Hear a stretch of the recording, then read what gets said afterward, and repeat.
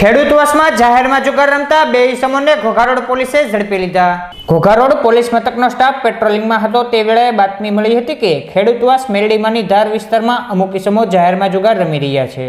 જે બાતમીના આધારે પોલીસે રેડ કરી જુગાર રમી રહેલા રાજેશભાઈ ગેલાભાઈ બારૈયા અને રમેશભાઈ મગનભાઈ ભટ્ટને ઝડપી લઈ ધોરણસરની કાર્યવાહી હાથ ધરી હતી।